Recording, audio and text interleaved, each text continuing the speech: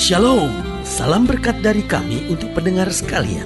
Saat ini pendengar akan diberkati dengan program Hari Ini Harinya Tuhan bagian yang ke-8. Sebuah program rohani tentang doktrin Alkitab yang menolong kita untuk semakin tertanam dalam kebenaran firman dan bertumbuh dalam kemuliaan. Bersama hambanya, Pendeta Gilbert Lumuendo, STH. Banyak orang merasa doktrin Alkitab sebagai sesuatu yang membingungkan. Tetapi tahukah saudara bahwa doktrin Alkitab intinya adalah memahami Alkitab dengan benar, dengan pemahaman yang sistematis, sehingga kita terus dapat tertanam di dalam kebenaran firman, sehingga kita terus bertumbuh di dalam kemuliaan Allah. Buka hati saudara sekalian untuk menerima berkat-berkat firman-Nya hari ini. Salah satu hal yang sebenarnya sangat sederhana, tetapi yang sangat harus dijaga oleh anak-anak Tuhan, yaitu jangan sampai kita terpengaruh. Karena Alkitab berkata kita memang ada di dunia, tetapi kita bukan berasal dari dunia ini.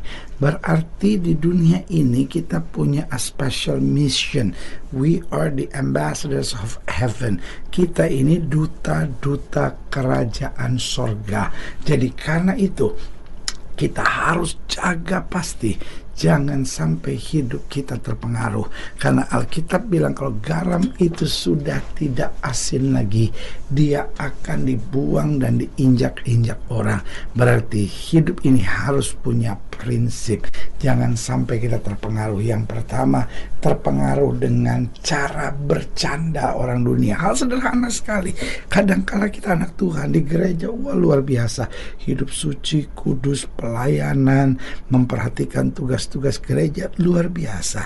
Tetapi jatuhnya banyak anak-anak Tuhan seringkali cara bercandanya, ini kan cuma bercanda pendeta. Lalu dalam cara bercandanya memasukkan unsur-unsur cabul misalnya. Ini kan cuma bercanda. Loh, Alkitab kan bilang apa yang dari dalam hati timbul keluar. Kalau kita udah mulai cara bercanda kita memasukkan unsur-unsur cabul, lalu pegang sana pegang sini, betul mungkin cuma bercanda, ya kan? Tetapi nggak pantas. Kita bukan berasal dari dunia ini. Kita harus memuliakan Tuhan, bukan hanya pada saat kita di gereja, tetapi juga dalam keseharian kita.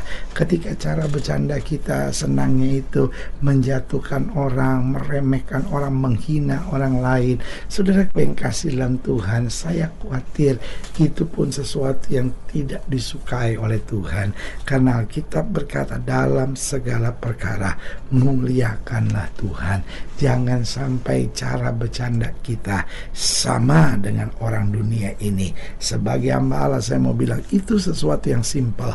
Tetapi ingat, ada banyak orang jatuh bukan karena batu besar, tetapi justru karena batu-batu yang kecil. Itu sebabnya mulai dari hal-hal yang kecil kita tidak boleh terpengaruh, iya kan? Bukan berarti kita tidak boleh bercanda, sangat boleh saudara.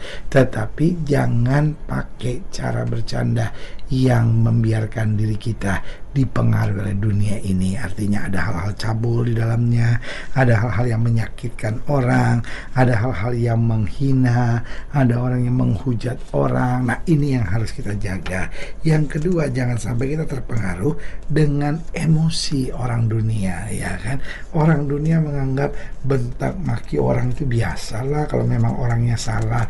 Loh, kita kan berbeda. Berarti kan kita harus mengontrol diri, karena Alkitab bilang kuasai diri, jadilah tenang supaya kamu dapat berdoa. Alkitab bilang orang yang mengendalikan diri itu melebihi seorang pahlawan yang merebut kota.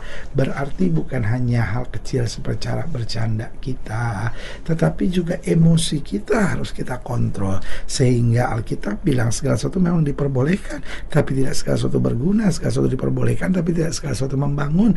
Artinya jangan sampai hidup kita ini tidak berguna dan tidak membangun, kan begitu. Lalu yang ketiga, jangan sampai kita terpengaruh dengan budaya kompromi orang-orang dunia, karena orang dunia punya istilah Vox Populi, Vox Dei, artinya suara massa atau suara rakyat adalah suara Tuhan. Saya mau bilang itu aturan dari mana, saudara? Jadi kalau rakyat semua korupsi, itu suara Tuhan. Berarti kalau rakyat semua berzina, itu suara Tuhan. Berarti kalau rakyat mau gereja semua dibakar, itu berarti suara Tuhan. Enak saja, saudara. Suara Tuhan adalah suara Tuhan. Artinya apa? Suara Tuhan tidak membutuhkan mayoritas atau minoritas. Tidak berarti makin banyak pengikutnya itu pasti Tuhan. Salah besar, saudara. Bahkan kalimat itu dapat saya sebut menyesatkan. Kenapa? Karena itu yang membuat banyak manusia kompromi. Tapi sebagai hamba Allah, saya mau bilang, walaupun kita berdiri tegak sendiri, tidak ada yang bersama kita. Suara Tuhan adalah suara Tuhan. Jangan pernah kompromi, jangan miring ke kiri maupun miring ke kanan. Tetap berjalan kehendak Tuhan. Dan yang keempat, jadi ingat ya, jangan sampai kita terpengaruh dengan cara bercandanya orang dunia, dengan emosinya orang dunia, dengan budaya komprominya orang dunia. Lalu juga yang keempat, dengan pola pikir orang dunia yang gampang putus asa, gampang menyerah, gampang menghalalkan segala cara. Jangan. Tetapi Alkitab bilang, apa yang benar, apa yang mulia, apa yang sedap didengar, pikirkan semuanya itu. Makanya Paulus berkata, kami memiliki pikiran Kristus. Berarti pola pikir kita harus berbeda. Makanya Alkitab bilang, biarlah kita menerima pembaharuan pemikiran, renewal of your mind. Ada pembaharuan pikiran, changing of your mindset, ya kan, perubahan cara pola pikir kita, sehingga kita dapat berkata, aku hidup, tapi bukan lagi aku yang hidup, tapi Kristus yang hidup di dalam aku. Haleluya. Selamat datang dalam program kita hari ini, harinya Tuhan, sebuah program rohani yang kembali mengingatkan kepada kita betapa pentingnya kita menjadikan firman Tuhan sebagai dasar keseharian hidup kita. Karena selama kita jadikan firman Tuhan sebagai dasar keseharian hidup kita, langkah-langkah ke depan kita penuh dengan kepastian, kemenangan, berkat, mujizat, dan perkara-perkara besar. Haleluya. Dan dalam program ini kita sedang membahas tentang janganlah kamu berbuat seperti itu. Artinya kita jangan terpengaruh, kita harus punya prinsip, kita harus berbeda dengan dunia ini. Haleluya.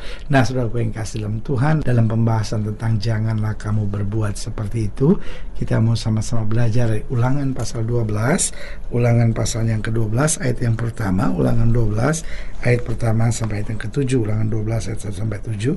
Demikian firman Tuhan di bawah judul perikop satu tempat ibadah, Ulangan 12 ayat 1 sampai ayat yang ke-7. Inilah ketetapan dan peraturan yang harus kamu lakukan dengan setia di negeri yang diberikan Tuhan Allah nenek moyangmu kepadamu untuk memilikinya selama kamu hidup di muka bumi. Kamu harus memusnahkan sama sekali segala tempat di mana bangsa-bangsa yang daerahnya kamu duduki itu beribadah kepada Allah mereka, yakni di gunung-gunung yang tinggi, di bukit-bukit, dan di bawah setiap pohon yang rimbun. Mesbah mereka kamu harus robohkan, tugu-tugu berhala mereka kamu remukkan, tiang-tiang berhala mereka kamu bakar habis, patung-patung Allah mereka kamu hancurkan, dan nama mereka kamu hapuskan dari tempat itu. Jangan kamu berbuat seperti itu terhadap Tuhan Allahmu. Lihat, saudara yang kasih dalam Tuhan, jelas Tuhan bilang ada pemisahan, jangan kompromi, jangan sama seperti dunia, ayat 5. Tetapi tempat yang akan dipilih Tuhan Allahmu dari segala sukumu sebagai kediamannya untuk menegakkan namanya di sana, tempat itulah harus kamu cari, dan kesanlah kamu harus pergi. Kesanlah harus kamu bawa korban bakaran dan korban sembelihanmu, persembahan persepuluhanmu dan persembahan khususmu, korban nasarmu dan korban sukarelamu, anak-anak sulung lembu sapimu dan kambing dombamu. Di sanalah kamu makan di hadapan Tuhan Allahmu dan bersukaria, kamu dan sisi rumahmu, karena dalam segala usahamu engkau diberkati oleh Tuhan Allahmu. Haleluya. Saudaraku yang kasih dalam Tuhan, Tuhan bicara tentang berkat yang Dia sediakan, tetapi Dia juga ingatkan jangan kamu berbuat seperti itu. Artinya hidup Kristen harus memiliki standar sorgawi. Lalu mungkin standar sorgawi dalam apa? Yang pertama, standar sorgawi dalam perkataan. Saudara, ini penting sekali karena Alkitab berkata, ingatlah bahwa segala perkataan kita pada akhirnya di dalam pengadilan Kristus harus kita pertanggungjawabkan. Karena Alkitab sudah bilang apa saja yang kamu ucapkan, kalau kamu tidak bimbang tetapi percaya, itu yang akan terjadi. Berarti jelas perkataan kita yang pertama harus membangun, yang kedua perkataan kita harus mengandung iman, yang ketiga perkataan kita harus menenteramkan, dan yang keempat perkataan kita harus mengandung firman sehingga menuntun pada mujizat dan kemenangan. Haleluya. Jadi yang pertama jelas standar surgawi kita yang pertama harus dari perkataan kita. Lalu yang kedua, standar surgawi kita harus dalam keputusan-keputusan kita. Orang dunia ngambil keputusan sembarangan, orang dunia dasar keputusan yang cuma sederhana. Ini menguntungkan enggak? Ini enak enggak? Ini menyenangkan buat saya enggak? Ini mendatangkan hasil yang baik buat saya enggak? Orang dunia enggak bisa bedakan mana yang benar, mana yang salah, mana yang halal, mana yang haram. Orang dunia enggak bisa bedakan mana yang baik, mana yang jahat. Pokoknya ini untung enggak? Ini enak enggak? Ini menyenangkan enggak buat saya? Sebagai hamba Allah saya mau bilang, standar keputusan kita harus standar keputusan surgawi. Yang ketiga, standar surgawi yang harus kita miliki yaitu standar penguasaan hati, pikiran, serta emosi.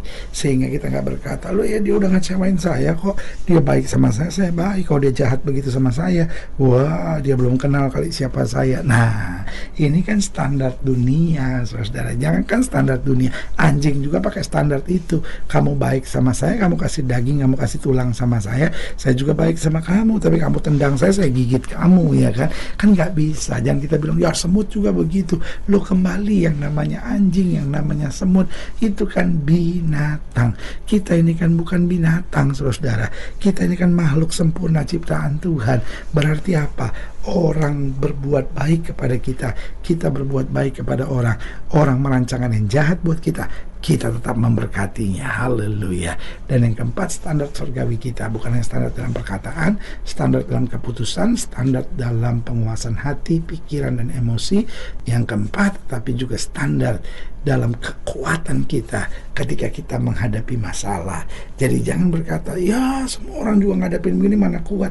Loh, orang dunia menghadapi itu mungkin gak kuat, tetapi Alkitab bilang roh yang di dalam kita lebih besar. Artinya gini, waktu kita menghadapi masalah, kita gak mengandalkan kekuatan kita sendiri, kita mengandalkan Roh Kudus, kita mengandalkan hikmat Tuhan, kita mengandalkan anugerah dan kasih karunia Tuhan, sehingga kita dapat berkata, di tengah masalah sekalipun, semakin hari aku semakin kuat dalam pemeliharaan dan tuntunan Tuhan. Haleluya. Saudara yang kekasih dalam Tuhan, jika saudara ingin dilayani lebih jauh, hubungi kami melalui telepon, hubungi kami melalui surat, kunjungi website kami, karena kami ada untuk membawa Bapak Ibu saudara senantiasa lebih dekat pada Tuhan dan mengalami kasih kuasa mujizat yang luar biasa. Haleluya.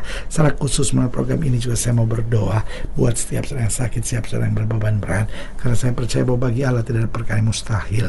Nah, saudara-saudara yang didoakan secara khusus, boleh taruh tangan kanan saudara di dada dan kita akan berdoa. Mari kita berdoa. Bapa, dalam nama Yesus, hamba doa buat yang sakit, hamba doa buat yang berbeban berat, hamba doa untuk setiap orang yang sedang menghadapi masa-masa yang sukar, karena hamba percaya bahwa bagi Allah tidak ada perkara yang mustahil. Bapa, hamba berdoa di dalam nama Yesus, Tuhan jamah yang sakit Tuhan sembuhkan, yang lemah Tuhan kuatkan, yang susah Tuhan hiburkan.